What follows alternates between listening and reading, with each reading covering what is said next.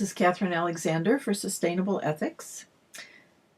I attended a Bioneers salon the other night, and I was graced with a DVD done by a man named John Liu for the Bioneers. And he was talking about his trip to the Loess Plateau. I may not have said that exactly right. It's Loess. And Loess is actually a volcanic soil. It is the place, he believes, where the Chinese civilization actually started. And they have lived on that plateau for over 10,000 years. But there was not much left of it. It was quite degraded, just absolutely desecrated. The people who lived there lived in poverty. There was no way to raise much food. It was subsistence farming. Trees had long since been cut, and when trees are cut, then when it rains, it doesn't go into the ground. It goes into the sea, and in this case, into the Yellow River. They had washed tons of topsoil down to the Yellow River, so there wasn't much left to plant. The Chinese, however, decided to really look at that area, and the scientists came in and evaluated the situation, and they decided that it was more important environmentally than agriculturally.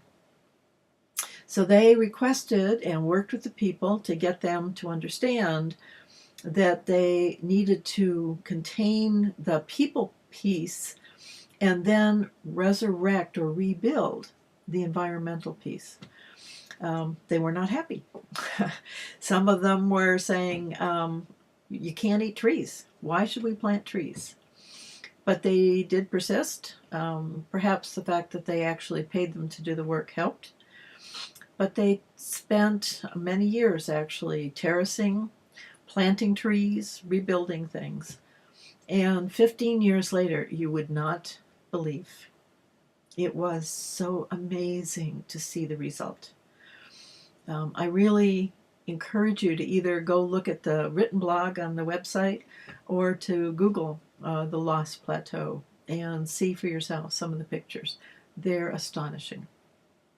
That same meeting, we were also treated to a story of a local Boulder group called Wildlands Restoration Volunteers. And what they do is they go in and do the same thing for devastated landscapes here in Boulder and sometimes Wyoming and Montana. They've done some work there too. But they understand how to rebuild land that has been eroded, has been overused, mostly by people, maybe by cars, weekend folks who go shooting, that kind of thing. And it's possible, it is possible to refresh the earth, to revitalize it, to make it new again. But when will we learn that our wealth is tied up in the land and that we thrive only when the land is healthy? So what's that got to do with business? The business community needs to be in the forefront of land rejuvenation and restoration and preservation.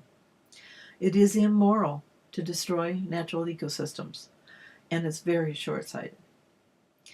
This is an insight that Ray Anderson had. He spent the last 17 years of his life implementing his insight in that area. His story is legendary, very simply put, and from a very bottom line perspective, his company was able to cut greenhouse gas emissions by 82%, fossil fuel consumption by 60%, waste by 66%, water use by 75%. They invented and patented new machines, new materials, and manufacturing processes. They increased their sales by 66%. They doubled their earnings. They raised profit margins. And they did all of that in 17 years. It cost them nothing. They made more money than they spent. So this is the story of Interface Carpets. They're a small international carpet manufacturing company, and their goal is to become carbon neutral. Preservation and conservation is the business of business. Thanks.